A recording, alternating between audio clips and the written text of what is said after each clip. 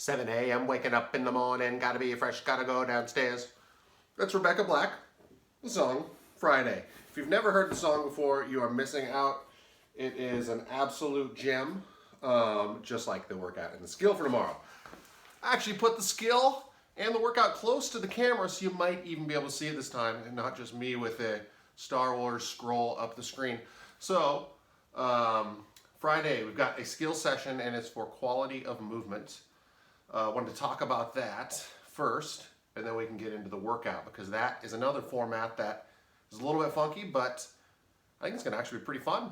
So for the skill, we have 7 to 10 pike push-ups. So what's a pike push-up? Going to get into like a downward dog position. Let's see if I can get it in on the camera. Maybe you'll be able to see me awkward to get in here. Kinda, can you kind of see me? Well, here's my awkward downward dog pose. And from there, I'm going to get my hands through. I'm going to push myself down. I'm going to press myself up. Sorry if the flannel's blocking the view too much too. But you get the idea. Want you to be at an angle, and you're going to press yourself down, kind of like a modified handstand push-up, if you will. So 7 to 10, depending on how good you are at them. If you're really good at handstand push-ups, like strict ones, you can do 10 to 15, but 7 to 10, nice and slow, quality of movement focus. Then we have our V-ups.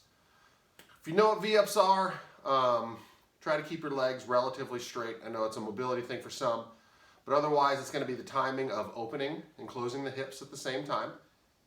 And if you are not someone who has V-ups very well, we're going to do those tuck-ups again. And the tuck-ups, let's hop back again. Instead of the V-up, which is rising and lowering at the same time, you're going to bring your knees in. You're going to give yourself a hug with those knees. Bring it back out every time like that.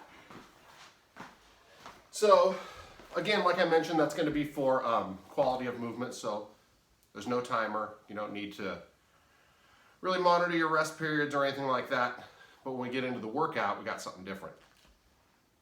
On the 5-minute, what the heck does that mean? It means every round is going to begin at the 5-minute mark. So round 1 at the 0, obviously. Round 2, you're going to start at the 5. Round 3 at the 10. The next at the 15, etc., etc.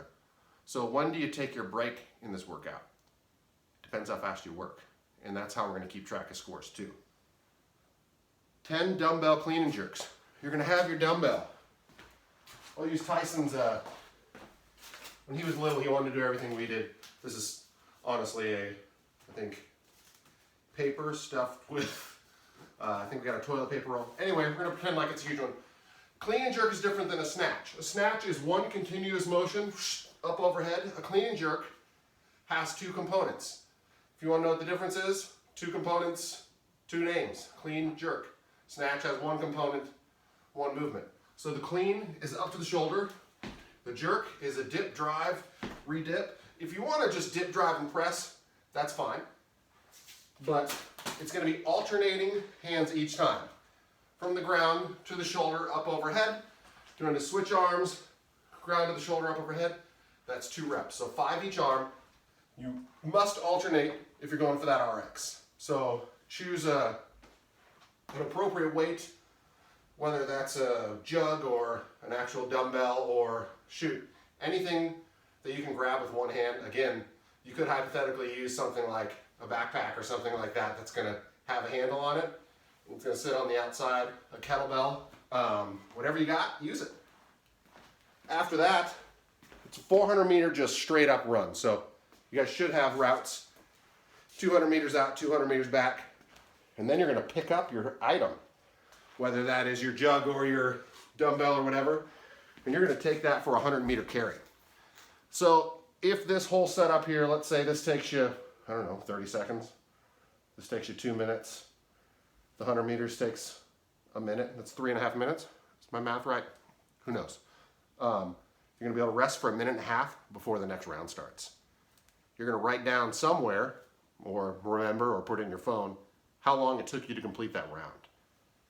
Your score is going to be all 6 rounds added up together. So again, if you have 4-minute rounds every single time on the money, 4 times 6, you're going to have 24 minutes total for the workout. Now, there will be some people maybe who Maybe not for every round, but some rounds, maybe you don't make it under the 5-minute cap. Maybe you just have a tough time, heavy weights on the clean and jerks combined with just not used to doing a 100-meter dumbbell farmer carry.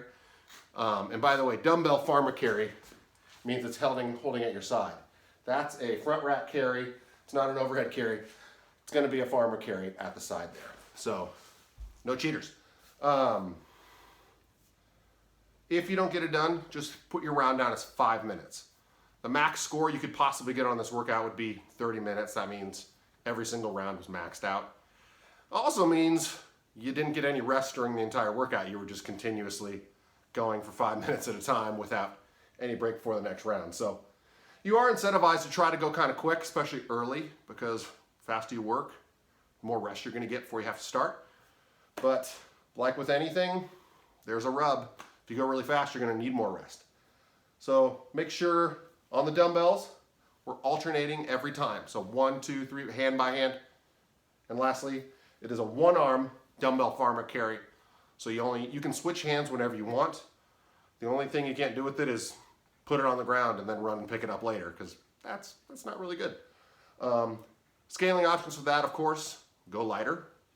Scaling option number 2 would be to take out the dumbbell and just do the 100-meter run. So again, I don't want anyone to have 5 minutes on every single round. So if you find yourself in that situation, make some modifications so that, on average, you're going around 4 minutes. You're getting a minute before you have to start up again. Gonna send out an email tonight, maybe tomorrow morning, probably, about the nutrition challenge. It's gonna be linked with Sugar WOD. So that's one of the things we're really excited about. Stay tuned.